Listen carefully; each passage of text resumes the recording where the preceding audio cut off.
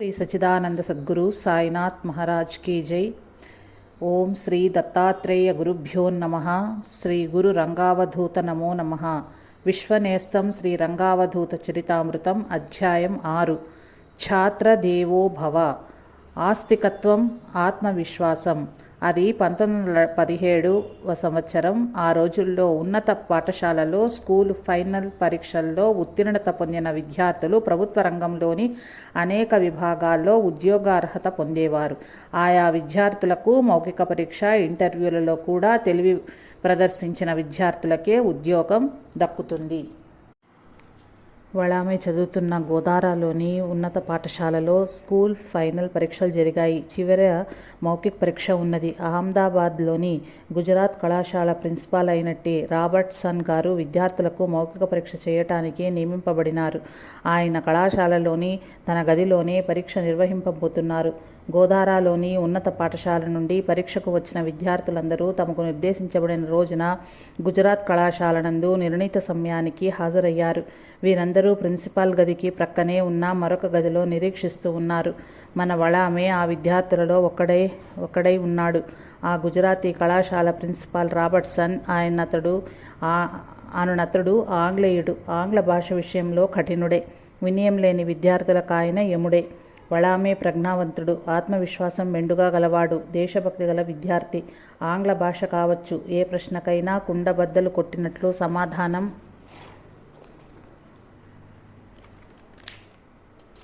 ఇవ్వటం, అందులో కొంచెం హాస్యాన్ని, చతురోక్తులను మేళవించటం వళామెకు అలవాటు. అందుకని అడిగిన ప్రశ్నలకు తగినటువంటి సమాధానాలు మాత్రమే మౌఖిక పరీక్షలో చెప్పమని, ఎలాంటి మేళవింపులు లేకుండా చూసుకోమని కొందరు స్నేహితులు వళామెకు పదే పదే చెప్తూనే ఉన్నారు.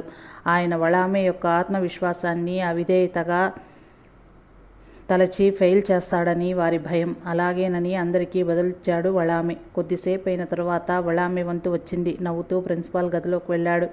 లోపలికి అడుగు పెడుతూనే నమ్రతగా మే ఐ కమింగ్ సార్ అని అడిగాడు. సూటు బూటులో ఉన్న రాబర్ట్సన్ నోటితో ఉన్న సిగార్తో యథాలాపంగా యా అన్నాడు. లోపలికి ప్రవేశించిన వళామె ప్రిన్సిపల్ ముందు నిల్చున్నాడు.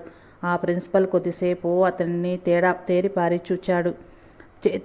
చేతిలోని ద్రాక్షపండు నములుతూ ఆ విద్యార్థి వేషం చూచి వ్యంగ్యంగా ప్రశ్నలు అడిగాడు. గుండు, పిలక, ధోవతి, ఉత్తరీయం, త్రిపురాంధ్రాలు, పూర్తిగా దక్షిణ మరాఠీ బ్రాహ్మణ వేషం. ఇది వళామె రూపం. ఇలా వళామెను చూడగానే ప్రిన్సిపాల్, ఓహో, నీవు బ్రాహ్మణుడివా అన్నాడు. అవునండి బదులిచ్చాడు వళామె. మీ బ్రాహ్మణులు ఆ దారం, జంధ్యం ఎందుకు వేసుకోవటం? అయ్యా, మీ ప్రశ్నకు సమాధానం సూటిగా చెప్పమంటారా, లేదా మీ ప్రశ్న రూపంలోనే సమాధానం చెప్పమంటారా? పిల్లవాని తెలివికి నవ్వుతూ, నీకెలా ఇష్టమైతే అలా చెప్పు అన్నాడు ప్రిన్సిపాల్.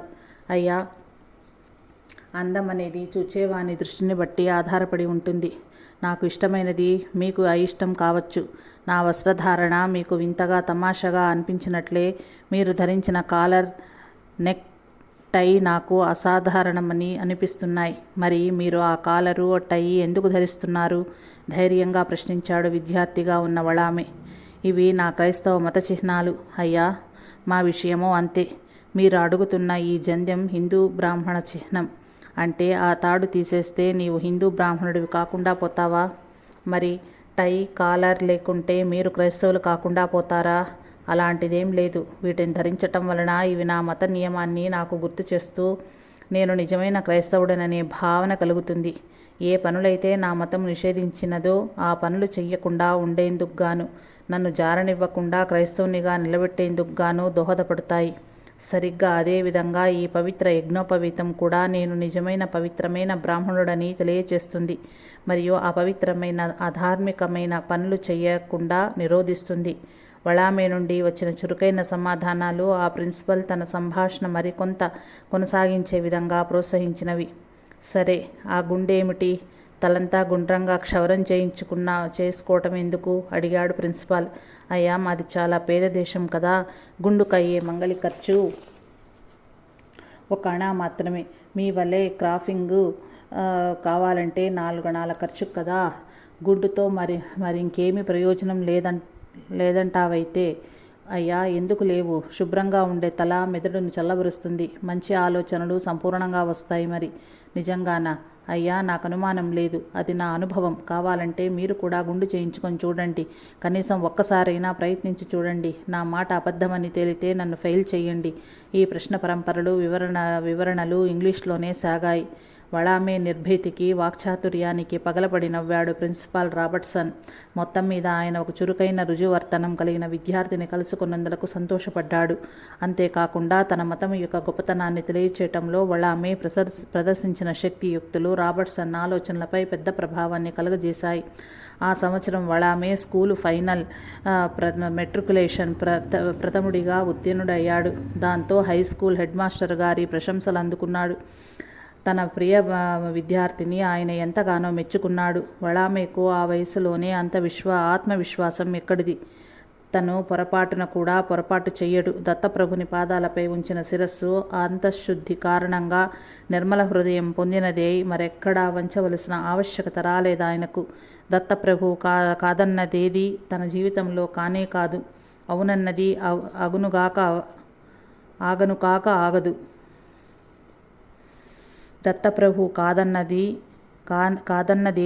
తన జీవితంలో కానే కాదు. అవునన్నదేది ఆగనుగాక ఆగదు. అది ఆయనకు దత్తునిపై ఉన్న విశ్వాసం. అదే ఆయన ఆత్మవిశ్వాసం. ఆకర్షించే పని తగదు. యవ్వనపు తొలినాళ్లలో పాండురంగ వళామే పిల్లనగ్రోవి మ్రోగించటంపై ఆసక్తి కనపరిచేవాడు. వేణువుపై గీతాలు ఆలపించటం ఆ వీధిన వెళ్లే వారి అందరినీ ఆకర్షించేది.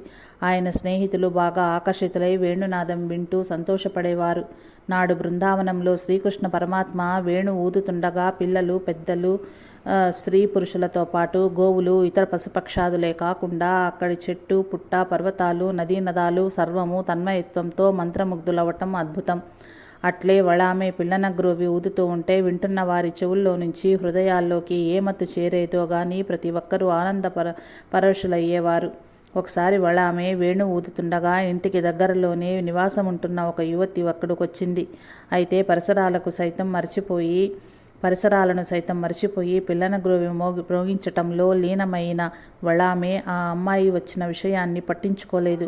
కొంతసేపటికి పిల్లనగ్రోవి ఊదటం ఆపాడు వళామే. అప్పుడు ఆ అమ్మాయి తనకు నచ్చిన ఒకానొక పాటను వేణువుపై పాడమని కోరింది. ఆ పాటే ఎందుకు పాడాలి ప్రశ్నించాడు వళామే. నాకు ఆ పాట అంటే చాలా ఇష్టం. ఆ పాట మీరు పిల్లనగ్రోవిపై పాడితే ఇంకా ఇష్టం అంటూ చెప్పిందా యువతి. పాండురంగ మౌనంగా ఉన్నాడు. దయచేసి నా కోసం పాడరు అని అభ్యర్థిస్తూ అడిగింది ఆ అమ్మాయి. పాండురంగ ఏమీ మాట్లాడకుండా మౌనంగానే ఉన్నాడు. పోనీలే, మీకు ఇష్టమైన ఏ పాటైనా పాడండి, నేనేమీ అనుకోనులే అందా యువతి. పాండురంగ మౌనంగా ఉన్నాడే కానీ చేతిలోని పిల్లంగ్రోవిని పెదవులపై పెట్టలేదు. ఆ మౌనాన్నే తట్టుకోలేని ఆ అమ్మాయి కొంచెం బాధతో అన్నది, క్షమించండి బాబు, నేను మీకు ఎలాంటి సలహా కూడా ఇవ్వను. మీ సాధన మీ ఇష్టం. నేను విని ఆనందిస్తాను అంతే. మీరు పిల్లనగ్రోవి మ్రోగిస్తుండడమే నాకు కావాల్సింది. ఊహించని ఆమె రాకతో స్తబ్దుడైన పాండురంగ ఆమె మాటలకు మరింత విస్తుపోయాడు. ఆ యువతి మరలా అన్నది, మీరు పిల్లనగ్రోవిపై వినిపిస్తున్న మధురమైన రాగాలను వినాలని నేను మనస్ఫూర్తిగా కోరుతున్నాను. పాండురంగ ఆమె వైపు ఒక మారు తేరిపారా చూచి పిల్లనగ్రోవిని విరిచివేసి ఇంటిలోనికి వెళ్ళిపోయాడు. ఇతరుల దృష్టిని ఆకర్షించే పని చేయటం వల్ల మన దృష్టి అంతా ఎప్పుడూ ఇతరుల చుట్టూనే తిరుగుతూ ఉంటుంది, లక్ష్యం వైపు ఉండదు. ఈ విషయంలో పాండురంగ జాగ్రత్త వహించినట్లు కనిపిస్తుంది ఈ సంఘటనలో. అవధూత చింతన. శ్రీ గురుదేవదత్త. ఓం శ్రీ దత్తాత్రేయ గురుభ్యో నమః. శ్రీ గురు రంగావధూత నమో నమః. అధ్యాయం 7. ఛాత్రదేవోభవ. ఆత్మవిశ్వాసంతో తారుమారైన జ్యోతిష్యం. వళామే గోదారా వదిలి అహ్మదాబాద్లో 1917 ఇంటర్మీడియట్లో చేరాడు. అయితే ఏవో కొన్ని కారణాల వల్ల 6 నెలల తర్వాత మొదటి టర్మ్ పూర్తి అయిన పిదప అహ్మదాబాద్ వదిలి బరోడాలోని కళాశాలలో ఇంటర్మీడియట్ చేరాడు. వళామేకు చిన్నప్పటి నుండి కష్టపడి చదివే నైజం ఉండటం వల్ల యవ్వనంలో ఇతర దురలవాట్లకు లోను కాకుండా తన కాలాన్ని పూర్తిగా చదువుకే కేటాయించి బాగా చదవసాగాడు. దాంతోపాటు ఎవరికీ కనపడనీయకుండా అంతర్గతంగా తన ఆధ్యాత్మిక సాధన కూడా కొనసాగిస్తూనే ఉన్నాడు వళామే కాలేజీ స్థాయిలో జరుగు ఇంటర్మీడియట్ మొదటి సంవత్సరం పరీక్షలు బాగా వ్రాశాడు. 2వ సంవత్సరం చదువుతున్నాడు. 2 ఏళ్లు పూర్తయ్యాక పబ్లిక్ పరీక్షలు యూనివర్సిటీ స్థాయిలో నిర్వహిస్తుండటం వల్ల ఆ 2వ సంవత్సరం పరీక్షలు అహ్మదాబాద్లో జరుగుతున్నాయి. కొద్ది రోజుల్లో పరీక్షలు సమీపిస్తుండగా అతడికి ఆరోగ్యం బాగా లేకుండా వచ్చింది. దాంతో బాగా బలహీనుడయ్యాడు. కళాశాలలకు సెలవు పెట్టి తల్లి దగ్గరకు గోదారాకు చేరుకున్నాడు వళామె. బాగా పరిచయం, చనువు ఉన్న బెంగాలీ సన్యాసి బ్రహ్మానంద స్వామి వళామె జాతకం చూచాడు. ఆయనకు వళామె పట్ల వాత్సల్యం, స్నేహం కూడాను. వళామె హాస్య చతురత అంటే ఆయనకు ముచ్చట. ఆయన వళామె జాతకం చూచి గ్రహాలు అనుకూలంగా లేవని, ఈసారి పరీక్ష వ్రాయవద్దని, వ్రాస్తే పరీక్ష తప్పనిసరి అని, అందుకే పరీక్ష వ్రాయకుండా పరువు నిలుపుకోమని సలహా ఇచ్చాడు. అయితే మొండైన ఆత్మవిశ్వాసం, ఎనలేని దత్తభక్తి ఉన్న వళామెకు దత్తుని నుండి అలాంటి సూచన ఏదీ లేదు. అంతేకాక సంవత్సరమంతా కష్టపడి చదివి ఉన్నాడు. అలా కాదు, నేను తప్పకుండా వ్రాస్తాను, పరీక్ష తప్పకుండా ఉత్తీర్ణుడవుతాను, మీ పంచాంగం చించివేయక తప్పదు అన్నాడు వళామె చాలా స్థిరంగా. పందెమేమంటే పందెం అన్నాడు సన్యాసి. పందెమంటే పందెం అన్నాడు సన్యాసి. అమ్మ ఆ పందెం మానమన్నది. వళామె నవ్వి తన పని కొనసాగించాడు. పరీక్షలు మొదలయ్యాయి. కానీ అప్పటికే అనారోగ్యం ఎక్కువగా ఉండటంతో మందులు ఇచ్చాడు వైద్యుడు. పరీక్షలకు చదవటం అనే శ్రమ తగదని, జబ్బు వికటిస్తుందని, 1 సంవత్సరం పోతే పోయేది లేదని, పరీక్ష మానమని గట్టిగా సలహా ఇచ్చాడు వైద్యుడు. సమయానికి మీ మందులు వాడుతాను, పరీక్ష వ్రాస్తాను, పరీక్ష పాసయ్యి ఆ బ్రహ్మానందుల జ్యోతిష దర్శనము మాటలెలా తప్పిస్తానో చూడండి అని వళామె నవ్వుతూ పలికాడు. వళామె దృఢ సంకల్పం వజ్రాయుధం వంటిది. ఆయన సంకల్పం, దృఢత్వం దత్తునిపై గల నమ్మకంలో నుంచి పుట్టింది. దానికి ఎదురుండదు కదా. అట్లనే వళామె పరీక్షలు వ్రాశాడు. తర్వాత ఆరోగ్యం కూడా కుదుటపడింది. కళాశాలలో 2వ శ్రేణిలో ఉత్తీర్ణత సాధించాడు. అయితే వళామె అనుకున్నది సాధించేవాడన్న విషయం ఆ సన్యాసి బ్రహ్మానంద స్వామికి కూడా తెలుసు. స్వామీజీ, నేను పరీక్ష పాస్ అయ్యాను, మీ జ్యోతిష్య శాస్త్ర గ్రంథం చించేస్తారా అంటూ ఆ బ్రహ్మానంద స్వామి తమాషాగా ఆట పట్టించాడు వళామె. ఆ మాటకు బ్రహ్మానంద స్వామి నవ్వుతూ, ఇది కలికాలం అనగానే వళామె, మీరు జాతక చక్రం చూచేటప్పుడు కలికాలం కనిపించలేదా అని పక్పకా నవ్వాడు.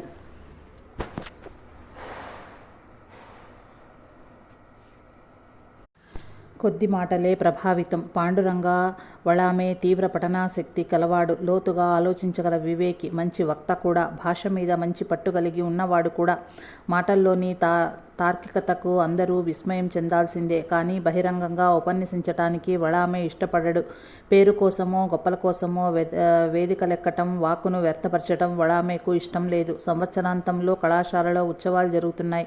విద్యార్థులంతా వళామె ఉపన్యసించాలని ఉత్సాహంగా చప్పట్లు చరుస్తూ అరవసాగారు. ప్రగల్భం ఏమాత్రం లేని వళామె ఉపన్యసించలేదు. కానీ విద్యార్థులందరి కోరిక మేరకు వందన సమర్పణ మాత్రం తానే పూర్తి చేశాడు. గుజరాతీలో ఆరంభించిన వందన సమర్పణ సహా విద్యార్థుల అభిలాష మేరకు సుమారు 10 నిమిషాల పాటు ఆంగ్లంలోనే కొనసాగింది. వళామె మాట్లాడుతున్నంతసేపు సూది పడినా వినపడేంత నిశ్శబ్దం ఆవరించింది. వందన సమర్పణంలోని ఆ 4 మాటల్లోని పొందిక, వినయం, విషయ పరిజ్ఞానం చూచి వేదిక మీద అధ్యక్షులు ఎంతగానో మెచ్చుకున్నారు. మాట్లాడిన కొద్ది మాటలే అక్కడి పెద్దలందరితో పాటు విద్యార్థులందరినీ ఎంతగానో ప్రభావితం చేశాయి. ప్రతి ఒక్కరి హృదయంలోకి చొచ్చుకుపోయాయి వళామె మాటలు. మీ శక్తివంతమైన మాటల ప్రభావంతో నిర్జీవమైన శవం కూడా శక్తి నింపుకుని తిరిగి ప్రాణం పోసుకుంటుంది అని వళామెను పెద్దలు బహుదా ప్రశంసించారు. భగవంతుడే సంరక్షకుడు. పాండురంగ వళామె బరోడా, నేటి వడోదర కాలేజీలో చదువుతూ ఉన్నప్పుడు 1919 జూలైలో జరిగిన సంఘటన ఇది. కుటుంబ ఆర్థిక పరిస్థితి చాలా దారుణంగా ఉండటం వల్ల వళామెకు పుస్తకాలు కొనటానికి డబ్బులు లేవు. కానీ పుస్తకాలు లేకుండా ఎలా చదువుకోవాలి? వళామెకు భగవంతునిపై ప్రగాఢమైన విశ్వాసం, గురుదేవులైన వాసుదేవానంద సరస్వతి స్వామిపై కూడా పరిపూర్ణ విశ్వాసం. ప్రతిదీ భగవంతుడే చూచుకుంటున్నాడనే ఎరుక తొలగింది లేదు.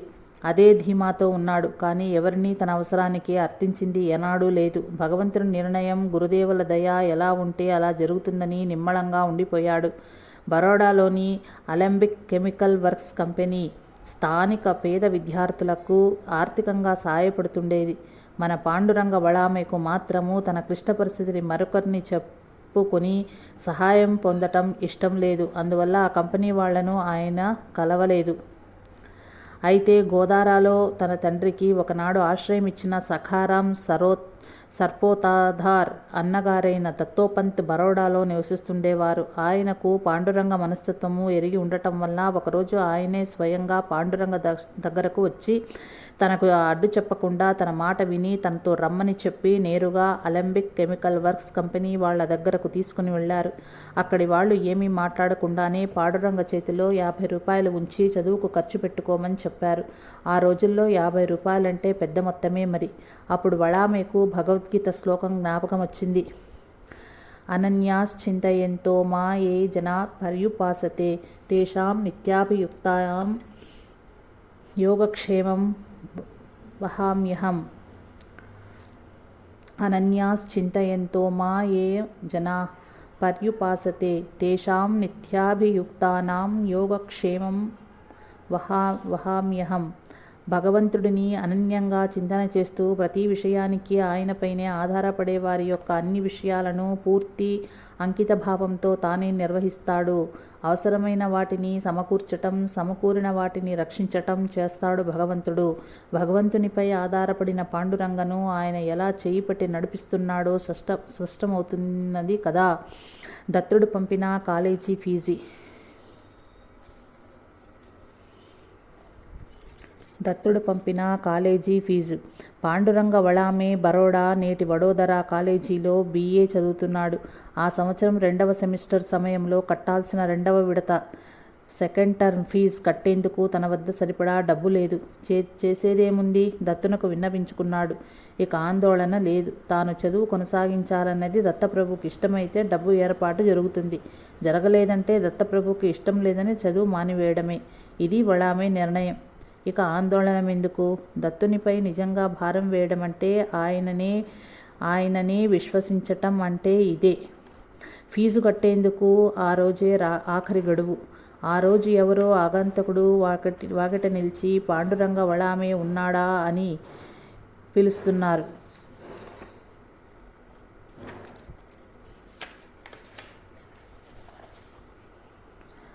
అతనితో నీకున్న పనేమిటి అని అడిగాడు వళామే.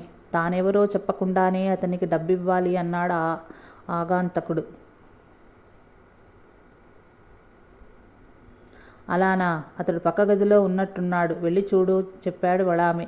ఆ ఆగంతకుడు వెనుతిరిగాడు. వళామే స్నేహితులు పిలిచి, ఇతడే వళామే, కాస్త హాస్య చతురుడులే అని చెప్పారు. ఆగంతకుడు 150 రూపాయలు వళామే చేతిలో ఉంచి, ఇది నీది, ఇది మాత్రమే కాదు నీకు ఇవ్వవలసింది ఇంకా 150 రూపాయలు బాకీ మిగిలి ఉంది, దాంతోపాటు వడ్డీ కూడా కలిపి త్వరలో ఇస్తాను అన్నాడు. ఇది నాదెలా అయింది? నాకేం తెలియదే చెప్పాడు వళామే. అవును, నీకే కాదు, మా నాన్న మరణశయ్యపై ఉండి చివరి క్షణంలో ఈ విషయం చెప్పే వరకు నాకే తెలియదు. మా తండ్రి అప్పుడెప్పుడో మీ తల్లిగారి దగ్గర తీసుకున్న అప్పు ఇది. వడ్డీతో నీకు చెల్లించమని నీ వివరాలు చెప్పి మరణించాడాయన. ఆలస్యమైనందుకు సిగ్గుపడుచున్నానని చెప్పి వెళ్ళాడు ఆగంతకుడు. ఫీజు ఆ విధంగా ఏర్పాటయింది. అది వళామే ఆత్మవిశ్వాసం. అంతటి ఆత్మవిశ్వాసానికి ఆధారం భగవద్భక్తి, విశ్వాసాల గాఢతయే. అందుకే వళామే ఎంత నిరాడంబరంగా ఉంటాడో అంత నిర్భయంగా ఎవరితోనైనా హాస్య చతురతతో సరళంగా వ్యవహరించగలుగుతూ నిర్మలంగా ఉంటున్నాడు అన్ని వేళల్లోనూ. అవధూత చింతన. శ్రీ గురుదేవ దత్త. ఓం శ్రీ దత్తాత్రేయ గురుభ్యో నమః. శ్రీ గురు రంగావధూత నమో నమః. విశ్వనేస్తం శ్రీ రంగావధూత చరితామృతం. అధ్యాయం 8. ఛాత్ర దేవోభవ. అధికారి పొగరు అణిచిన వళామే. ఒకసారి క్రికెట్ గ్రౌండ్లో కళాశాల విద్యార్థులు ఆడుకుంటున్నారు. అటుగా వెళ్తున్న మిలిటరీ అధికారి అకారణంగా వారిపై విరుచుకుపడ్డారు. చేతిలోని బెత్తంతో వారిని కొట్టి తన అధికార దర్పం ప్రదర్శించాడు. అందరూ వళామే వద్దకు చేరి విషయం చెప్పారు. ఇది విద్యార్థుల స్వాభిమానానికి గొడ్డలిపెట్టు.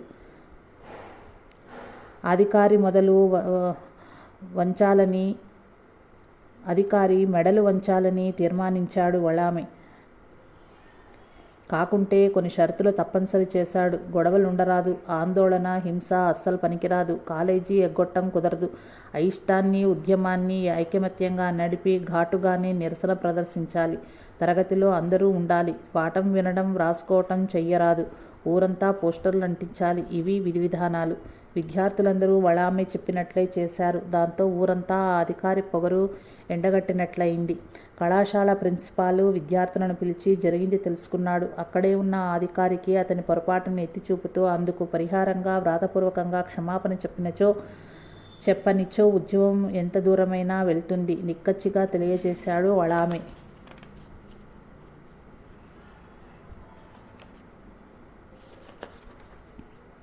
చివరకు ఆ అధికారి దిగిరాక తప్పలేదు. వ్రాతపూర్వకంగా విద్యార్థులకు క్షమాపణ చెప్పాడతడు. ఇది విద్యార్థుల శాంతియుత ఉద్యమానికి అందిన విజయం. అది వళామె ధీరోదాత్త న్యాయకత్వ లక్షణం. ఆచరించి చూపటమే సరైన బోధ. వివరించడం కంటే చేసి చూపడం సరియైన బోధ అని వళామె ఎరిగి ఉన్నాడు. ఆ బోధను పాటించి చూపిన సంఘటనల్లో ఇది ఒక తార్కాణం మాత్రమే. గాంధీజీ పిలుపు మేరకు కళాశాల విద్యార్థులు మద్యపాన వ్యతిరేకోద్యమం చేపట్టారు. సారాయి, బ్రాందీ అంగళ్ళ వద్ద జట్లుగా చేరి కొనేందుకు వచ్చిన స్త్రీ పురుషులకు ఎంతగానో నచ్చ చెబుతూ త్రాగుడు అలవాటు మానుకోమని, త్రాగే మనిషి కాకుండా అతడి కుటుంబం మొత్తం నాశనమవుతుందని వినయంగా చెప్తూ వెనక్కు పంపసాగారు. మన పాండురంగ వళామె కూడా ఈ ఉద్యమంలో చేరాడు. చాలా చోట్ల మద్యం అమ్మకాలు బాగా తగ్గిపోయాయి. ఉద్యమకారుల వల్ల చాలామంది మద్యం కొనటం, త్రాగటం మానుతున్నారు. అయితే ఒకచోట మాత్రము ఒక పెద్దావిడ ఒక మద్యం దుకాణానికి వెళ్ళి బాగా మద్యం త్రాగి ఇంకా అదనంగా ఇంటికి కూడా తీసుకువెళ్తోంది. ఆమె చినిగిన బట్టలతో ఉన్నది. నోరు మద్యం కంపు కొడుతూ ఉంది. ఆమెను నివారించే ప్రయత్నం చేయదలిచి వళామె ఆమె దగ్గరకు వెళ్ళి చాలా వినయంగా ఇలా చెప్పాడు. అమ్మా, ఎందుకు మద్యం త్రాగుతున్నావు? ఎందుకు ఆరోగ్యాన్ని చెడగొట్టుకుంటున్నావు? నువ్వు చూస్తే పేదరాల్లా ఉన్నావు. కనీసం భగవంతుని కోసమైనా ఈ త్రాగుడు మానవచ్చు కదా. వళామె మాటలకు ఆమె ఏమాత్రం లెక్క చేయలేదు. మత్తుతో తూలుతూ వెళ్ళిపోయింది. ఇలా ఆమె రోజు మద్యం దుకాణానికి చేరుకోవటం, త్రాగటం, వీలు ఉన్నప్పుడు అదనంగా మద్యం కొనుక్కుని తూలుతూ వెళ్ళటం జరుగుతూనే ఉంది. మరొక ప్రక్క త్రాగుడు మానమని వళామె స్నేహితులు ఆమెకు చెప్తూనే ఉన్నారు. ఎంతగానో బ్రతిమాలుతూ చెప్తున్నా కూడా ఆమె తన పద్ధతి మార్చుకోలేదు. అట్లే ఒకరోజు ఆమె యథావిధిగా మళ్ళీ మద్యం దుకాణానికి వచ్చింది. మద్యం త్రాగవద్దని పాండురంగ చెప్పటం మొదలుపెట్టాడు. ఆ హితబోధకు విసిగిపోయిన ఆమె ఉండబట్టలేక ఎదురు ప్రశ్నలతో దాడి చేసింది. నువ్వు రోజు టీ త్రాగుతావా? టీ త్రాగడం అలవాటా అని ప్రశ్నించింది. అవునని వళామె సమాధానం చెప్పాడు. టీ త్రాగటం నీకెలా అలవాటు అయిందో అట్లే మద్యం త్రాగటం నా అలవాటు. అంతే. టీకి నువ్వెలా బానిసవయ్యావో నేను సారాయికి బానిసను. నువ్వే ఒక ప్రక్క బానిసవై ఉండి నా త్రాగుడు విషయంలో జోక్యం చేసుకుంటున్నావెందుకు? ఈ సారాయి నేను రోజు త్రాగాలి, త్రాగటం మాత్రం మానను, వెళ్ళండి అంటూ గదమాయించేసింది. ఆమె మాట్లాడిన 4 మాటలు వళామె హృదయానికి గుచ్చుకున్నాయి. మాట్లాడకుండా అక్కడి నుండి ప్రక్కకు తప్పుకుని వెళ్ళిపోయాడు. ఆ మద్యం త్రాగే మహిళ మాటలే చెవుల్లో వినిపిస్తున్నాయి. నువ్వు టీకి బానిసవు, నేను మద్యానికి బానిసను. ఈ మాటలను మరవలేకున్నాడు. నిజమే, త్రాగే పదార్థం మారిందే గాని త్రాగడం అనే అలవాటు ఇరువురిది ఒకటే కదా. ఆలోచనలో పడ్డాడు వళామె. తాను టీ త్రాగటం మానేంత వరకు ఇతరులను మద్యం త్రాగటం మానేయమని చెప్పే అర్హత తనకు లేదని భావించాడు. ఆ క్షణం నుండి వళామె ఆమెను వారించేవాడు కాదు. మిగిలిన మిత్రులు ఒత్తిడి చేసినా వళామె ఆమెను అటకాయించేవాడు కాదు. స్నేహితుల దగ్గర 3 రోజుల సమయం అడిగి ఆ 3 రోజుల్లో పట్టుదలతో టీ త్రాగడం పూర్తిగా మానేశాడు.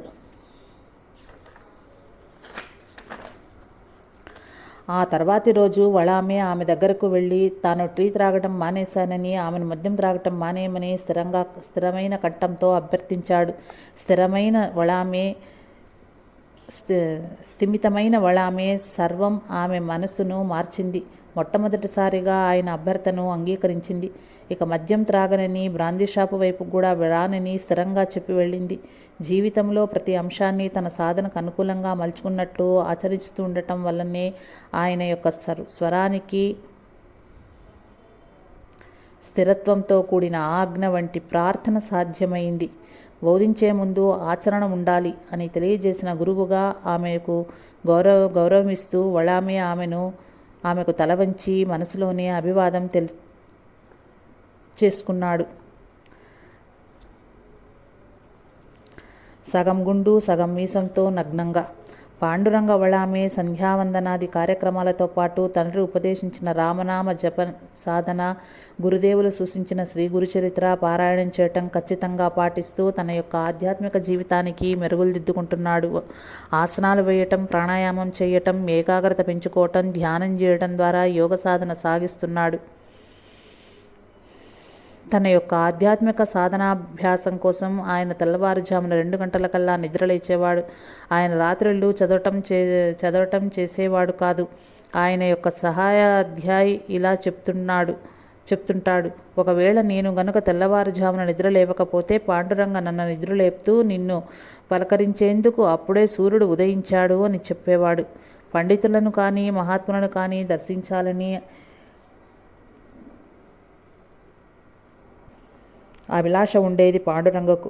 ఒకసారి బరోడాలో భగవాన్ అను మహాత్ముణ్ణి కలవటం జరిగింది. ఆ మహాత్ముని అనుయాయిగా ఉన్న దత్తోపంత్ అన్న అతనితో వెళ్ళి ఆయనను దర్శించుకున్నాడు. ఆ మహాత్ముని అందరూ భగవాన్ అని పిలుస్తుంటారు. భగవాన్ గృహస్థులై ఉండి కూడా గొప్ప నైతిక విలువలు కలిగి లౌకిక రంగంలో చిక్కుపడకుండా ఉంటూనే ఆత్మ వికాసం పొంది ఉండటం విశేషం. వారు ఎంతో ఆధ్యాత్మికత సంచరించుకున్న గొప్ప మహాత్ములు. ఆయనను రోజు తెల్లవారుజామున నుండే ఎంతోమంది ఆధ్యాత్మిక జిజ్ఞాసులు కలుసుకుంటూ ఆయన మాటలు గ్రహిస్తూ తమ సందేహాలు తీర్చుకుంటూ ఉంటుంటారు. వారింట్లో ప్రతిరోజు ఆధ్యాత్మిక చర్చలు జరుగుతూ ఉండేవి. ఆ రోజు దత్తోపంత్తో కలిసి పాండురంగ భగవాన్ను దర్శించుకుని తనను పరిచయం చేసుకుని ఆయనకు దగ్గరగా కూర్చొని వారు చెప్పే ఆధ్యాత్మిక తత్వ విషయాలను శ్రద్ధగా వింటున్నారు. అప్పుడే నందకిషోర్ అను మరో భక్తుడు అక్కడికొచ్చాడు. ఆ వచ్చిన నందకిషోర్ సాధన గురించి, ధ్యానం గురించి భగవాన్తో చాలా ఉత్సాహంతో చర్చించాడు. ధ్యాన సాధనాదులు గురించి భగవాన్ చాలా విశదంగా మాట్లాడారు. అంతేకాక ధ్యానం చేసేందుకు గాను మరుసటి రోజు తెల్లవారుజామున 4 గంటలకు రమ్మని అందరినీ ఆదేశించారు. రావలసిన సమయాన్ని మళ్ళీ చెప్తూ ఆలస్యం చేయకుండా, సమయభంగం కానీయకుండా రమ్మని పునరుద్ఘాటించారు. నిర్ణీత సమయానికి వచ్చేందుకు అందరూ అంగీకరించారు. పాండురంగతో పాటు అందరూ యథావిధిగా వచ్చారు. కానీ ధ్యానం పట్ల తీవ్ర ఆసక్తి కనపరిచిన నందకిషోర్ మాత్రం తెల్లవారుజామున 4 గంటలకు రాలేదు, ఆలస్యంగా వచ్చాడు. దాంతో ఆ మహాత్ముడు మందలింపుగా ఇలా అన్నారు: 4 గంటలకే ఇక్కడికి రాలేనివాడు పదునైన ఆధ్యాత్మిక సాధనా మార్గంలో ఎలా నడవగలడు? సమయపాలన చేయలేనివాడు సాధన ఎలా చేయగలడు? మాట నిలబెట్టుకోవటం నేర్చుకోవాలి. వచ్చేందుకు ఒకసారి అంగీకరిస్తే అతడు ఖచ్చితంగా వచ్చి తీరాలి.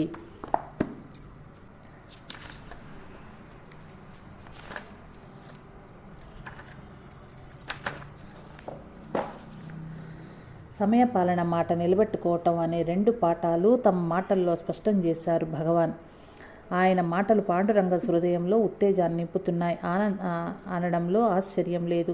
సాధనాపరంగా ఎన్నో అంశాలు నిక్కచ్చిగా తెలుపుతూ ఉండేవారు భగవాన్. వింటున్న మాటలు, అల్లుకుంటున్న భావ పరంపరలు ఆచరణతో కూడి ఉన్నప్పుడే సాధన సవ్య మార్గంలో ముందుకు సాగుతుందని వారి అభిప్రాయం.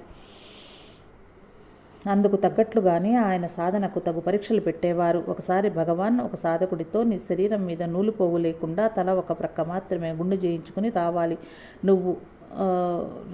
నువ్వు అంతేకాదు, గుండు చేయించుకున్న భాగానికి వ్యతిరేక భాగంలో మీసం సగభాగం తీయించాలి. ఇలా నువ్వు రాగలవా అని అడిగారు. ఆ సాధకుడు ఏమి చెప్పాలో అర్థం కాక అయోమయంగా ఆయన వైపు చూచాడు. భగవాన్, కలవరపడిపోకు. ఏ అభ్యాసం లేకుండా కేవలం నేను దేహం కాదు అనే పదే జపిస్తుంటేనే సాధన ఫలవంతం అవ్వదు అన్నారు. వెంటనే పాండురంగ, మీరు చెప్పినట్లు నన్ను చేయమంటారని అడిగాడు. వద్దు, నీవు అలా చేయాల్సిన అవసరం లేదన్నారు భగవాన్. పాండురంగలోని ఆధ్యాత్మిక పరిపాకం ఎరిగిన వారై భగవాన్ అలా చేయాల్సిన పని లేదని పలికారు.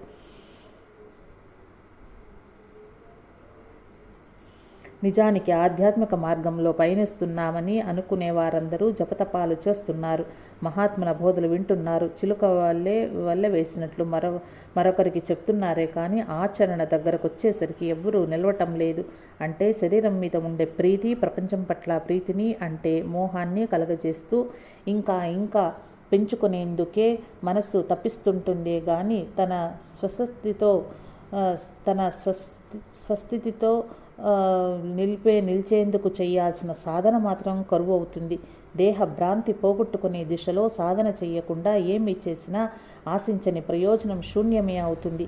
పాండురంగకు చిన్ననాటి నుండి జనన మరణాలు లేని స్థితిని, అంటే శుద్ధ చైతన్య స్థితిని పొందాలనే కాంక్షతో తపిస్తుండటం వల్లనే గురువు ప్రతి విషయంలోనూ వెన్నంటి ఉండి నడిపిస్తున్నారు. ఎలాంటి సాధన చేయాలో కూడా సూచిస్తున్నారు.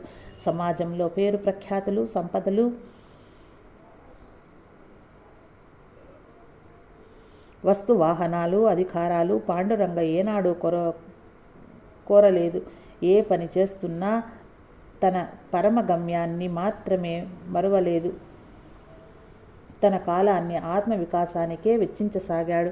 భగవాన్ ఇదంతా గ్రహించటం వల్లనే పాండురంగను సగం గుండు సగం మీసంతో నగ్నంగా రమ్మని చెప్పలేదు. సంస్కృతంపై మక్కువ తగదు. పాండురంగ దేశభక్తితో పాటు దైవభక్తి కూడా కల సాధకుడు అని చెప్పవచ్చు. భగవంతుని పట్ల అపార విశ్వాసం కలవాడు. మన దేశ సంస్కృతి పట్ల, సంస్కృతం పట్ల ఆయనకు ఎక్కడ లేని ప్రేమ. బాల్యావస్థ నుండే సంస్కృతం అంటే చాలా ఇష్టం. సంస్కృతంలో స్వంతంగా శ్లోకాలు కూడా రచించాడు.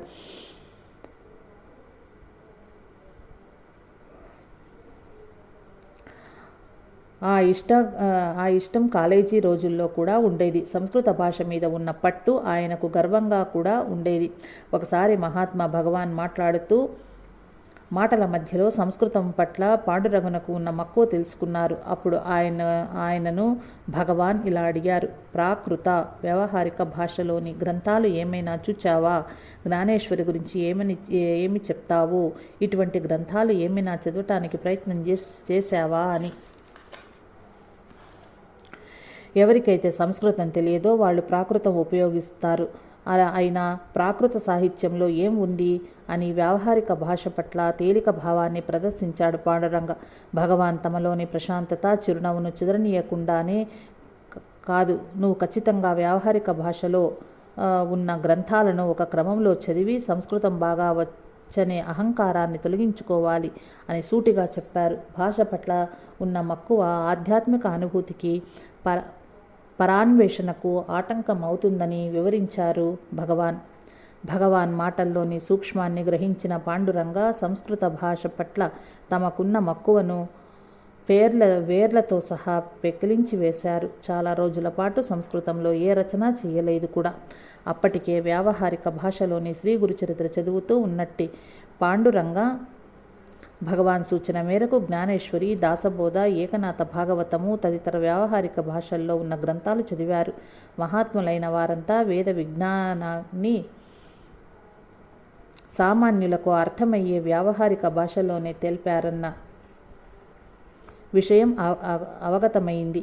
ఈ ప్రభావం వల్లనే ఆయన కాలాంతరంలో నారేశ్వర్లో స్థిరపడినప్పుడు సంస్కృతంలోనే కాక సామాన్యులు కూడా సులభంగా అర్థమయ్యేలా గుజరాతీ, మరాఠీ భాషల్లో పాటలు, ప్రార్థనలు, శ్లోకాలు, భగవద్గీత, శ్రీపాద శ్రీవల్లభ నృసింహ సరస్వతిలతో కూడిన శ్రీ గురు లీలామృతం వంటి గ్రంథాలను రచించటం విశేషం. అవధూత చింతన శ్రీ గురుదేవ దత్త.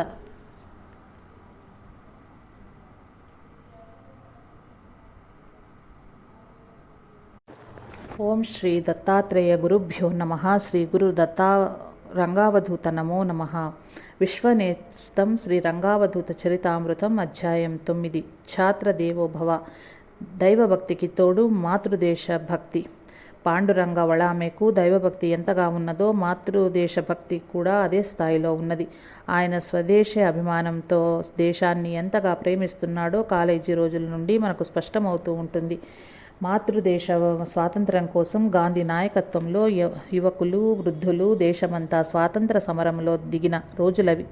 మాతృదేశ భక్తి నిండిన వళామె హృదయం గాంధీ వంటి నాయకుల మాటలతో ప్రేరణ పొందింది. 1920 ఆగస్టు 1న లోకమాన్య బాలగంగాధర్ తిలక్ పరమపదించారు. ఆయనకు సంతాపం తెలుపుతూ బరోడాలో విద్యార్థులందరితో పెద్ద ర్యాలీ అనంతరం జూబ్లీ గార్డెన్లో తిలక్ గారి సంతాప సభ నిర్వహించటం జరిగింది. అత్యధిక గౌరవ ఆధారాలు కలిగి ఉన్న పాండురంగ కూడా విద్యార్థులందరితో పాటు ఆ సభలో నివాళులు అర్పించాడు. తిలక్కు నివాళులర్పిస్తూ వేదిక మీద పాండురంగం మాట్లాడిన మాటలు ఆహుతులను కదిలించి వేశాయి. ఆ మాటల్లో దేశభక్తి, సమరయోధుల పట్ల ముఖ్యంగా బాలగంగాధర తిలక్ యందు మిక్కిలి పూజనీయత, గౌరవము, ఆయన మరణించినందుకు తన బాధ, దుఃఖము ప్రకటితమవుతూ ఆ ఉపన్యాసం విద్యార్థులలో చైతన్య స్ఫూర్తి దాయకమవటం విశేషం.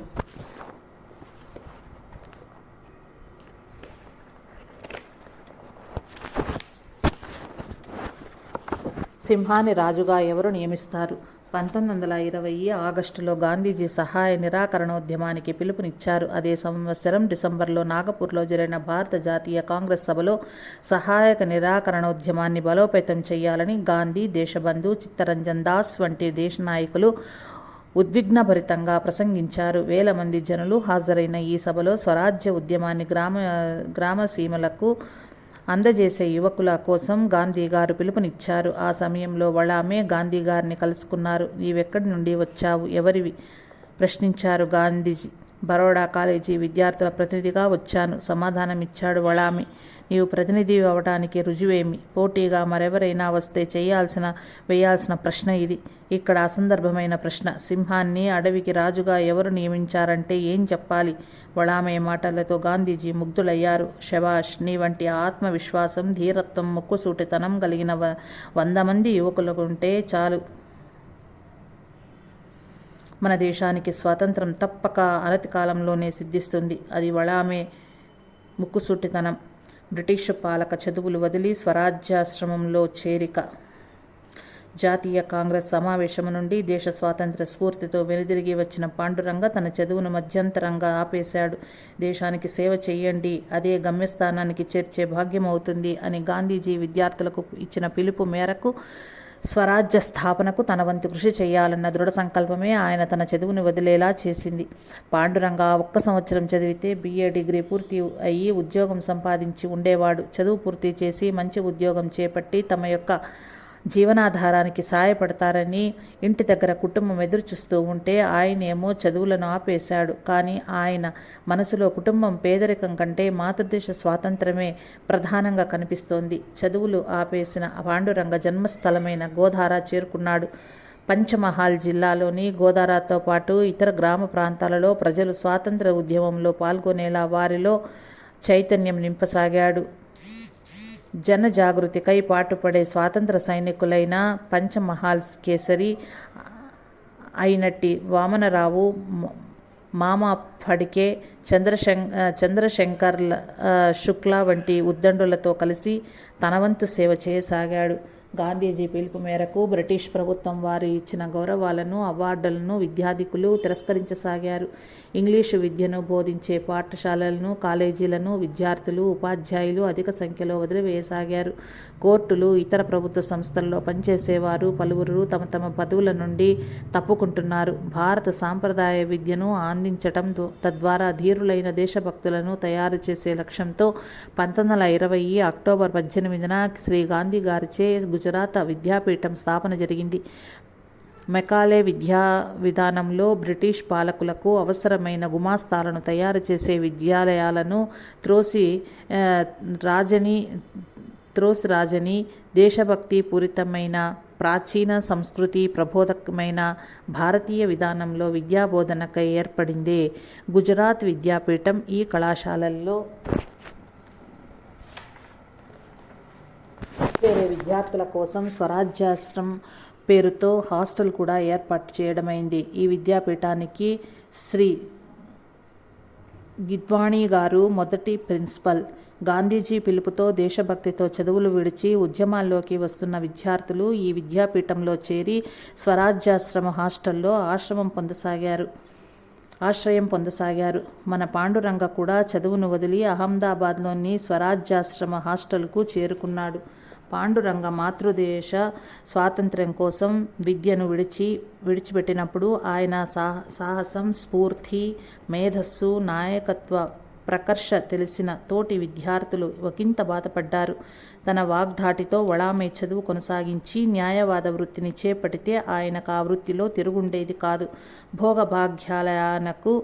భోగభాగ్యాలకు సేవ చేసేవే కానీ వాటిని తృణపాయంగా ఎంచగల మాతృభక్తి, మాతృదేశభక్తి, వీటిని మించిన దత్తభక్తి, తానందుకోవలసిన జీవన ముక్త్యానంద సిద్ధి, దానికై తనను తాను సిద్ధపరచుకోవటం కఠోర నియమం.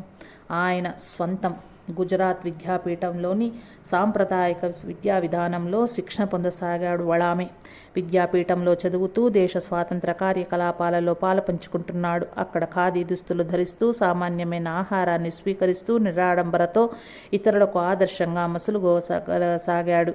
సాధారణ జీవనం సాగించు, ఉన్నతంగా ఆలోచించు అన్న సూత్రాన్ని అనుసరింపచేయటమే విద్యాపీఠం సిద్ధాంతం కూడా. పాండురంగ తన చిన్ననాటి స్నేహితుడు, సహపాఠి అయిన అంబాలాల్ పురుషోత్తం వ్యాస్ కూడా ఉద్యమ స్ఫూర్తితో అదే ఆశ్రమ హాస్టల్లోనే ఒక గదిలో ఉన్నాడని తెలిసి ఒకరోజు ఆ గదికి వెళ్ళి తలుపు తట్టాడు. లోపల నుండి ఎవరు అని అడగగా, నేను వళామేను, వ్యాస్ లోపలున్నారా అనగానే అంబాలాల్ వ్యాస్ తలుపు తెరిచి స్నేహితుడిని అక్కున చేర్చుకుని లోనికి తీసుకువచ్చాడు. అదే గదిలో అంబాలాల్ పురుషోత్తం వ్యాస్తో పాటు అమృతలాల్ మోడీ అన్నతడు కూడా ఉండేవాడు. వారి ఇరువురు స్వరాజ్య ఉద్యమకారులే. రోటీ కాలుస్తున్న అమృతలాల్ మోడీ ఆ వచ్చింది ఎవరా అని చూచాడు. వ్యాస్ అతనికెన్నోసార్లు తన మిత్రుడు పాండురంగ వళామే గురించి గొప్పగా చెప్పి ఉన్నాడు. దాంతో మోడీ, ఇతడే నా మిత్రుడు, అదే నీకు చెప్పానే, పాండురంగ వళామే అని పరిచయం చేశాడు వ్యాస్.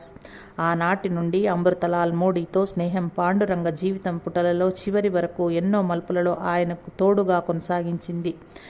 ఆ ముగ్గురు మంచి స్నేహితులుగా ఉంటూ అక్కడి విద్యా విధానంలో శిక్షణ పొందుతూ నిరాడంబరతో మాతృదేశ స్వాతంత్ర పోరాట పటిమతో ముందుకు అడుగులు వేస్తున్నారు. భోజనంలో కూడా నిరాడంబరత.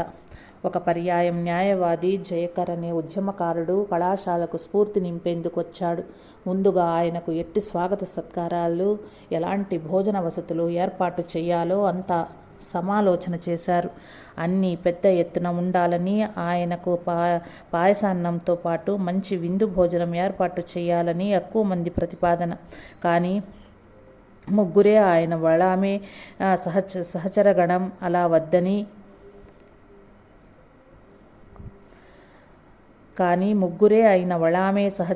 అలా వద్దని ఏర్పాట్లు నిరాడంబరంగా ఉండాలని మిగిలిన వారికి వివరించారు. అయినా అధికుల మాటే నెగ్గింది. దాంతో మంచి విందు భోజనం తయారు చేయటం, పైగా ఆ ఏర్పాట్లన్నీ వళామేతో పాటు మిగిలిన ఇరువురు సహచరులు అంబాలాల్ పురుషోత్తం వ్యాస్ మరియు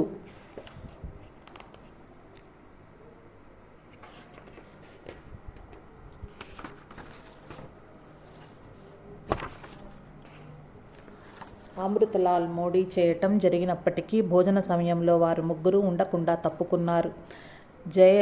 జయకర్ వెళ్ళిపోయిన తర్వాత ఈ విషయంగా నొచ్చుకున్న కళాశాల ప్రిన్సిపల్ గిద్వాణి గారు వళామేను ప్రశ్నించారు. కోట్ల మంది భారతీయ సోదరులు ఒక పూట కూడా సరియైన భోజనానికి నోచని కాలంలో స్వాతంత్ర సముపార్జనకై ఉద్యమిస్తున్న తరుణంలో నిరాడంబరంగా వ్యవహరించటం సరైన మార్గమని మాకనిపిస్తుంది. మీ భోజనం ఎంత నిరాడంబరంగా ఉంటుందో మాకు తెలుసు. మేము కూడా మీ ప్రేరణతో సాగుతున్న వాళ్ళం, అందుకే రాలేదు అని వళామే వివరించాడు. వళామే మాట గిద్వాణికి ఎంతగానో నచ్చింది. తమ సిద్ధాంతాన్ని మాటల్లో కాకుండా ఆచరణలో చూపిన తన విద్యార్థుల పట్ల ఎంతో గర్వపడ్డారాయన. సమయానుకూలంగా గాంధీ గారిని కలిసినప్పుడు ఈ సంఘటన గురించి వారి చెవిన వేశారు కూడా. గాంధీ గారు ఆశ్రమ కళాశాలలకు వచ్చి ఆ విషయంగా చర్చించి పాండురంగను సహచరులను ఎంతో మెచ్చుకున్నారు.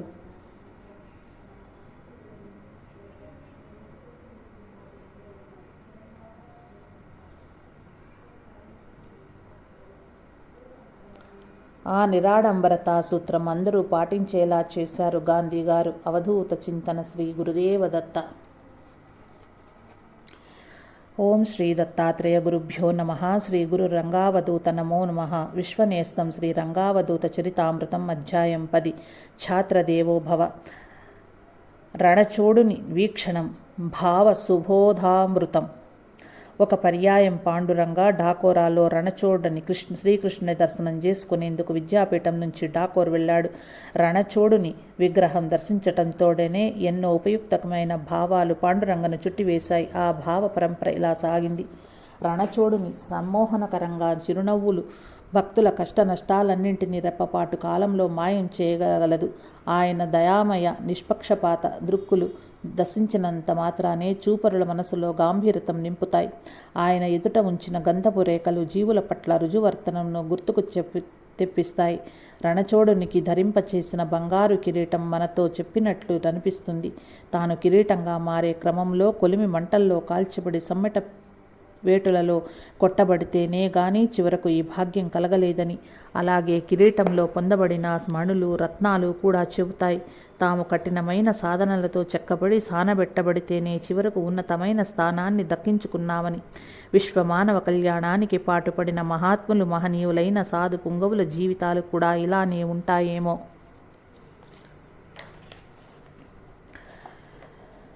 చతుర్భుజుడైన రణచోరుడు ఒక చేతిలోని పిల్లన గ్రోవిని తన పెదవులపై ధరించి ఉన్నాడు. సంగీత వాయిద్యాలలో ఈ పిల్లన గ్రోవియే ఎందుకు ఆయనకు అంత ప్రియమైనది? బహుశా ఉల్లాసవంతమైన దాని ధర్మాలే అందుకు కారణమా? ఏమిటా ధర్మాలు? మాధుర్యవంతమైన ఆకర్షణీయమైన స్వరాలను మాత్రమే పిల్లన గ్రోవి ఆవిష్కరిస్తుంది. ఎవరైతే తీయని ఊరడింపు మాటలు పలుకుతారో వారు భగవంతునికి తక్కిన వారి కంటే ప్రియులవుతారని పిల్లన గ్రోవి చెబుతుంది. పిల్లన గ్రోవి ఊదగా వచ్చే మధుర స్వరాలు మరొకరు దాని నుండి పలికించేవే కానీ వేరు కాదు. ఈ లక్షణం చేత పిల్లన గ్రోవి మనకు సలహా ఇస్తున్నట్లున్నది. తన డొల్లుగా ఉన్నానని, తనలో ఏమీ లేదని. పరోక్షముగా ఈ లక్షణము వల్ల చెప్పబడేది ఏమిటంటే మనుషులు కూడా తమలో ఎలాంటి భావోద్రేకాలను నిలుపుకోరాదని, అహంకారం నుండి విముక్తులవ్వాలని, తన ద్వారా పరమాత్మ పలకడానికి తాను ఊతమవ్వాలని. ఆయన ధరించిన సుగంధ సౌరభాల కంఠమాలలు మానవులు తమ సత్కర్మల సౌరభాలను విశ్వవ్యాప్త మరరించాలని చాటుతాయి. అంతేకాక ఆ పనిలో వారు ఏకమవ్వాలని. మాటలలోని పుష్పాలు అనేకమైన అవి మాలగా ఏకమైనట్లు మాలలోని పుష్పాలు అనేకమైన అవి మాలగా ఏకమైనట్లు అవి చెబుతాయి. ఆయనకు వెన్న మీగడలు తీపిగడలు మక్కువని చెబుతారు. దీనివలన ఆయన భక్తులు మృదువైన కోమల హృదయాలు కావాలని, తీయని వాక్కులు వారి నుండి వెలువడాలని తెలియటం లేదా? రణచోడునికి ఆయన భక్తులు తీపిగడలతో పాటు అనేక ఇతర భోజ్య పదార్థాలు నైవేద్యం సమర్పిస్తారు. దీనివలన భక్తులు తమ ఆహారం పట్ల పూర్తి ఉదాసీనతను కలిగి ఉండాలని, ఏదైతే వచనం చెయ్యబడి వడ్డించబడుతుందో దానినే ప్రీతితో గ్రహించాలని తెలియచేయబడుతున్నది. ఆయన పాదములపై మ్రోలిన తులసీదళములు భక్తులకు వినయ విధేయతలను సమర్పణమనే సద్బుద్ధులను నేర్పుతాయి. ఆయన పాదములపై మ్రోలిన తులసీ దళములు భక్తులకు వినయ విధేయతలు సమర్పణమనే సద్బుద్ధులు నేర్పుతాయి. మురికితో నాకేం పని? పాండురంగ ఠాకూర్లో రణచోడుని దర్శనానంతరం తిరిగి అహ్మదాబాద్లోని గుజరాత్ విద్యాపీఠానికి వచ్చాడు. అప్పుడు గాంధీజీ అక్కడే ఉన్నారు. గాంధీజీతో పాండురంగ సంభాషణ ఇలా సాగింది. ఎక్కడికి వెళ్ళి వస్తున్నావు అడిగారు గాంధీజీ. తిన్నగా ఠాకూర్ నుండి చెప్పాడు పాండురంగ. అది గొప్ప క్షేత్రమే, కానీ పరిశుభ్రత అస్సలు ఉండని చోటది అన్నారు గాంధీజీ. నా మనసు సుందరమైన దివ్యమైన ఠాకూర్నాథ్ రణచోరుడు శ్రీకృష్ణుని విగ్రహం చూడటంలో మునిగి మీరంటున్న మురికిని అస్సలు పట్టించుకోలేదు. అక్కడికి వెళ్ళడంలో నా ఉద్దేశం భగవద్ దర్శనంతో ఆంతరికంగా శాంతిని అనుభవించటమే. గుడి చుట్టూ ఉన్న మురికితో నాకేం పని? కర్తవ్యం పట్ల ఏకరాగం ఉంటేనే సిద్ధిస్తుంది ఏదైనా. మిగిలిన వాటిపై చూపేలా బాహ్యస్థితి పట్ల తనకున్న నిరపేక్షతను వెల్లడించాడు పాండురంగ. గాంధీ గారు అవాక్కైపోయారు. తేరుకుని దేశ దాస్య శృంఖాల విముక్తికై ఉద్యమంలో కర్తవ్యనిష్ట గల ఆ యువకుడితో అంతర్లీనంగా కనిపించే ఆధ్యాత్మిక జాగృతి, ఆలోచనల్లో స్పష్టత, వెనుకాడని ధీరత్వం అర్థం చేసుకుని పొంగిపోయేవారు ఆ జాతిపిత. నమ్మకం లేని చోట సత్యం నిలవదు. స్వరాజ్య సాధన కోసం గాంధీజీ పిలుపు మేరకు చదువులు వదిలిపెట్టి స్వరాజ్య ఆశ్రమం చేరిన మొట్టమొదటి 13 మంది విద్యార్థులను గుజరాత్ విద్యాపీఠంలో చేర్చుకుని భారతీయ విద్యా విధాన బోధనలతో డిగ్రీ పట్టాలిచ్చారు. ఆ 13 మందిలో పాండురంగ భాషా పండితునిగా భాషా విశారద బ్యాచిలర్స్ డిగ్రీ పట్టా పొందటం జరిగింది. మహాత్మా గాంధీ అహ్మదాబాద్లో గుజరాత్ విద్యాపీఠంలో ఉన్న రోజులవి.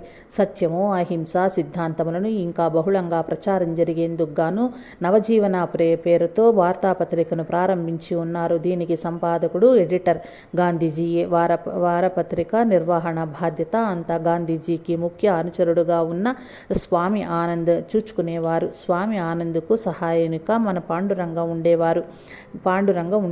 గాంధీజీ మార్గాన్ని అనుసరిస్తున్న కొంతమంది యువకులకు ఆ నవజీవనం మ్యాగజైన్ను పంపిణీ చేసే బాధ్యత అప్పగించటం జరిగింది. ఆ యువకులకు నవజీవన పత్రికలు ఎన్ని కావాలో అన్ని ఇవ్వటం, అన్నింటికీ తగిన డబ్బును వారి నుండి తీసుకోవటం పాండురంగన్ యొక్క బాధ్యత. నవజీవన్ వార్తాపత్రిక సజావుగానే సాగుతోంది. ఒకసారి స్వామి ఆనంద్ వేర్వేరు విషయాల గురించి పాండురంగనితో మాట్లాడుతూ, పని అలా జరుగుతున్నది, ఆ అకౌంట్ సరిగా నిర్వహించబడుతున్నదా అని ప్రశ్నించాడు. అంతా సవ్యంగానే జరుగుతున్నట్లు పాండురంగ సమాధానమిచ్చాడు. నవజీవన్ వార్తాపత్రికలను ఆ కుర్రాళ్లకు ఇచ్చేటప్పుడు కానీ, వాళ్ల నుండి డబ్బు తీసుకునేటప్పుడు కానీ అప్రమత్తంగా వ్యవహరించమని పాండురంగకు సలహా ఇచ్చాడు స్వామి ఆనంద్. అంతేకాక వాళ్లను నమ్మవద్దని, వాళ్ళు సులభంగా మోసం చేయగలరని చెప్పాడు. అతడి అనుమానం ఏమిటంటే, మ్యాగజైన్లను పంపిణీ చేసే ఆ యువకులు ఎక్కువ సంఖ్యలో తీసుకుని తక్కువ డబ్బు ఇస్తారని. అతడి అనుమానాస్పద మాటలకు పాండురంగ బిత్తరడైపోతాడు. అతడు ఎందుకు అలా అనుమానిస్తున్నాడో అర్థం కాలేదు. మనసు తట్టుకోలేకపోయింది. ఆ విషయాన్ని మాత్రం అంగీకరించలేదు. వాళ్లకు వార్తాపత్రికలు ఇచ్చేటప్పుడు నేను ఎప్పుడూ లెక్కపెట్టి ఇవ్వలేదు. ఎన్ని కాపీలు కావాలో తీసుకుని అంత డబ్బు ఇచ్చి వెళ్ళమని నేనే చెప్తాను. వాళ్ళు అట్లే చేస్తుంటారు. మొదటి నుంచి ఈ రోజు వరకు అలానే జరుగుతోంది. ఏ రోజు కూడా లెక్క తేడా రాలేదు. డబ్బు విషయంలో కానీ, పత్రికల విషయంలో కానీ ఏ రోజు తేడా రాలేదు అని పాండురంగ విశ్వసనీయంతో చెప్పాడు. పాండురంగ యొక్క నమ్మకానికి స్వామి ఆనంద్ ఆశ్చర్యపోయాడు. నవజీవన్ వార్తాపత్రికలు డెలివరీ చేసే ఆ కుర్రవాళ్లపై అంత గుడ్డి నమ్మకం తగదన్నాడు స్వామి ఆనంద్. అతడెంత చెప్తున్నా వాళ్లను అనుమానించటానికి సిద్ధపడలేదు పాండురంగ. వాళ్లను కనిపెట్టి ఉండమని స్వామి ఆనంద్ పదే పదే చెప్తుండటంతో పాండురంగ తీవ్రంగా బాధపడ్డాడు. సత్య సిద్ధాంతాన్ని ప్రచారం చేసేందుకు వాలంటీర్లుగా వచ్చిన యువకులపై అపనమ్మకం కలిగి ఉండటం అనేది ఆయనకు నచ్చలేదు. ఆ మ్యాగజైన్లను పంపిణీ చేసే ఆ యువకులు ఎంతటి చలిలోనైనా తెల్లవారుజామున వచ్చి వార్తాపత్రికలను ప్రజలకు పంపిణీ చేస్తూ గాంధీజీ సిద్ధాంతాలను ప్రచారం చేయటంలో తమ వంతు కర్తవ్యం నిర్వహిస్తుండగా అట్టి వాళ్లను ఎలా తప్పు పట్టటం స్వామి ఆనంద్ పద్ధతి ఆయనకు సుతరామూ నచ్చలేదు. మీ సోదరులు మీతో ఒక గొప్ప ప్రయోజనం కోసం పనిచేస్తున్నారని మీరు నమ్మలేకపోతే ఇక సత్యం అనే సిద్ధాంతానికి అర్థం ఏమున్నది? పాండురంగ మదనపడ్డాడు. ఏ సంబంధమైనా సత్యము మరియు విశ్వాసములతో నిర్మితమై ఉంటాయని ఆయన ప్రగాఢంగా నమ్ముతాడు. సత్య మార్గంలో నడవటం ఆయనకు అమిత ఇష్టం. అసత్యం అసలు పడదు. నువ్వు ఆలోచించినదే చెప్పు, నువ్వు చెప్పినదే చెయ్యి అన్న సూత్రాన్ని అనుసరిస్తూ త్రికరణ శుద్ధిగా ఉండేవాడు పాండురంగ. ఆలోచనకు, మాటకు, చేసే పనికి పొంతన లేకపోవటమే పంచన లేదా కపటత్వం అవుతుంది. ఏ మనిషి అయినా త్రికరణ శుద్ధితో లేనివాడు. అతడు మొదట తనను తాను మోసం చేసుకున్నట్లే తర్వాత అతడి కపటత్వం సమాజం పైన కూడా పడకపోదు. జీవితంలో సత్యమును, విశ్వసనీయతను, పారదర్శకత, కపటత్వం లేకుండటంను ఇష్టంతో అనుసరించే పాండురంగ స్వామి ఆనంద్ యొక్క అనుమాన స్వభావాన్ని, కపటత్వాన్ని సమర్థించలేదు. ఇలాంటి పారదర్శకత లేని చోట తాను ఉండలేనని తలచిన పాండురంగ నవజీవన్ వార్తాపత్రిక పంపిణీ బాధ్యతల నుండి గౌరవంగా తప్పుకున్నాడు. కలుషితమైన పత్రికారంగానికి స్వస్తి. స్వరాజ్య ఆశ్రమ హాస్టల్లో ఉంటూనే స్వాతంత్ర లక్ష్యాన్ని ఎక్కుపెడుతున్న మాటలతో ప్రముఖ దినపత్రికకు భాంగ్ నో లోటో అను ఒక ప్రత్యేక శీర్షిక పెట్టి గంజేరి మత్తుకు సంకేతమైన పేరుతో అనుమారు పేరుతో వ్యాసాలు వ్రాసేవాడు. అట్లే స్థానిక వార్తాపత్రికలకు కూడా వ్యాసం వ్రాసేవాడు. దేశభక్తి, ఉన్నతమైన ఆలోచనలు, భాషపై అధికారము సరళంగా కలిగి కొంత వ్యంగ్యంగా కూడా అప్పుడప్పుడే మేళవించబడి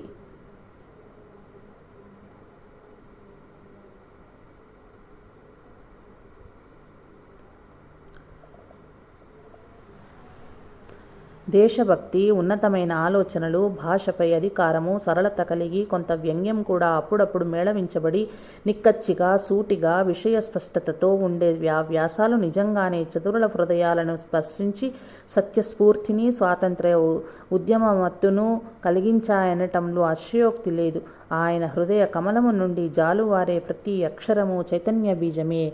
అయితే ప్రతి పత్రికా రంగము కూడా కలుషితమై ఉండటం, పారదర్శకత, రుజుత్వం లేకపోవటం, చుట్టూ కపటత్వమే నిండి ఉండటం పాండురంగ మనసును బాధించసాగింది.